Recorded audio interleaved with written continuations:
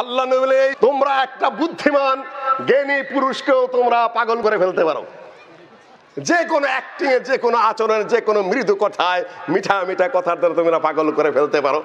ইউসুফ আলাইহিসসালামের যুগের কথা। ইউসুফ আলাইহিসসালাম তখন দাস হয়ে মিশরের গভর্নরের বাড়িতে আছেন। তার স্ত্রী জুলেখা বলা হয়, কোরআন হাদিসে জুলেখা নাই, যাই হোক তার স্ত্রী ঘরের কৃতদাস, তার প্রতি আশেক হয়ে পড়লো।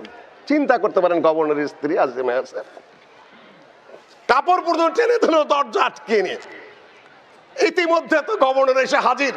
আয়েশা থেকে দুরবস্থা, ইউসুফের সাথে ঘরের মধ্যে আশ্রয় দিলাম, কৃতদাস আমার। তখন আসল তো কৃতদাস না, বানিয়ে ফেলেছে, বিক্রি করে ফেলেছে তার ভাই অন্যরা।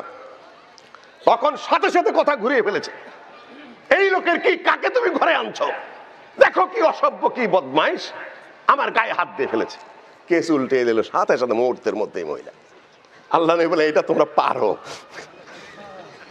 মুহূর্তের মধ্যে কেস উল্টাও। ইউসুফ রাজি না, দরজা বন্ধ করে দিল। মহিলা বলল, হায় তালাকা, সূরা ইউসুফের আয়াত, আসো। ইউসুফ বললেন, না, আমার মালিক আমাকে জায়গা দিয়েছেন, সম্মান দিয়েছেন, ঘরে আশ্রয় দিয়েছেন, আমি বিশ্বাসঘাতকতা করতে পারি না, আমি করব না। মহিলা কাপড় টেনে ধরল, কাপড় ছিঁড়েও গেল। এই মুহূর্তে মালিক এসে উপস্থিত, এসে বলছে, কি ঘটনা, দেখো কোন বদমাইশকে তুমি ঘরে জায়গা দিয়েছো, আমার গায়ে হাত দিয়ে বসেছে। কেস মুহূর্তের মধ্যে উল্টিয়ে দিল। সূরা ইউসুফ পড়ে দেখুন কাহিনীটা। ইউসুফ বলে, ইউসুফ তো আশ্চর্য হয়ে গেল যে মুহূর্তের মধ্যে কেস পাল্টে গেল।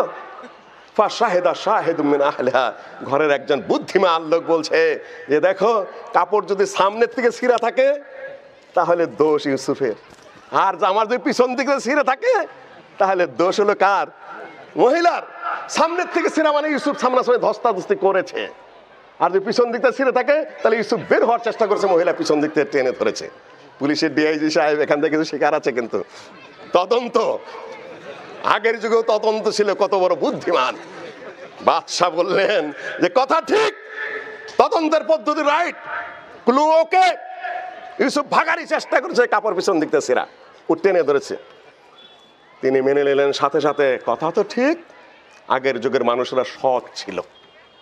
সাথে সাথে বুঝে নিল, এই মহিলা, তুমি ভুল করেছো, তুমি তোমার গুনার জন্য তওবা করো, ভুল তুমি করেছো, কাপড় পিছন দিতে ছিল। কেস বহুত পাল্টাইতে পারতেন, বহুত কিছু করতে পারতেন, কে ঠেকাবে, কিন্তু সততা ছিল।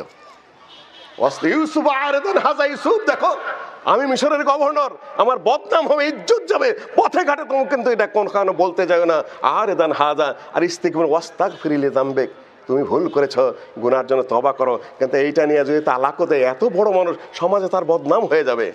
মান ইজ্জত বাঁচানোর জন্য ইউসুফ বলল, তুমি চুপ করে থাকো, বলো না, বউকে বললো তুমি নীরব থাকো, তওবা করো। এগুলা পারে। মহিলা বললেন যে আমারও তো কথা আছে, দেখি কি করা যায়। ঘটনা ফাঁস হয়ে গেল এক দুই করে, দেওয়ালেরও কান আছে। সৌদি আরবে যদি একটা সুইও চুরি হয়, সে সুই চুরির কেসে বেরিয়ে পড়ে, খুনের মামলা কোনো আটকে না, খুনি বের হয়েই পড়ে কোনো না কোনো ভাবে। জেনার কেস যত ভাবে, যত নীরবে গোপনে আপনি কাজের মেয়ের সাথে জেনা করেন না কেন, ও 10 জন কাজের মেয়ের কাছে বলেই দিবে, শেষ পর্যন্ত ফাঁস হয়েই যায়। এটা বহু জায়গায় পত্রপত্রিকায় বিভিন্ন জায়গায় আমরা দেখি, কেস ফাঁস হয়ে গেল। রাজা কি করবে, বাধ্য হয়ে বলল যে ইউসুফের ওর কেসটা নতুন করে চাপাই দেয়, তারা কিছু জেল খাটাই দেয়। পালাবে তাফিস সিজনি দাসিনিন, কিছুদিনের জন্য তাকে জেলে যেতেই হলো। রাজা তার ইজ্জত বাঁচানোর জন্য কেস। মহিলা বলল, মহিলার সঙ্গী সাথী যারা আছে তারা সবাই বলা শুরু করলো, তুই কেমন ছোট লোক, তুই কেমন নিকৃষ্ট, তুই কেমন নিচু, তোর ঘরের চাকর, তোর ঘরের কৃতদাস, তার তুই আশিকা হয়ে ঘুরলি, তার দিকে এগিয়ে গেলি, তোর কি সম্মান বোধ নাই নাকি? মহিলা কয় যে আমি তাদেরকে নীরব একটা শিক্ষা দিতে চাই। ইউসুফ আলাইহিস সালামকে যেহেতু বাসার চাকর কৃতদাস, কথা মানতে বাধ্য, তাকে রেডি টেডি করে 40 জন মহিলার বান্ধবীদেরকে দাওয়াত করে আপেল আর চাকু হাতে দিয়ে ইউসুফ আলাইহিস সালামকে উপস্থিত করেছেন। ইউসুফ আলাইহিস সালামের রূপ এত যে প্রত্যেকটা মহিলা ইউসুফ আলাইহিস সালামের দিকে অবাক চোখে তাকাচ্ছে, আর আপেল কাটতেছে, আপেল কাটে হাত কাটাছে, শিরশির করে রক্ত পড়ে যাচ্ছে। তারপরে মহিলা বলছে, কোরআনের আয়াত কিন্তু এটা, হাদাল্লাযী লুমতুন্নানি ফি, এখন কেমন হলো, আমাকে তো দোষ দিচ্ছ, তোমাদের 40 জনের হাত কাটা কেন, রক্ত পড়ছে কেন, অবস্থা কি? আল্লাহ নবী বলেন, এইটা তোমরা পারো।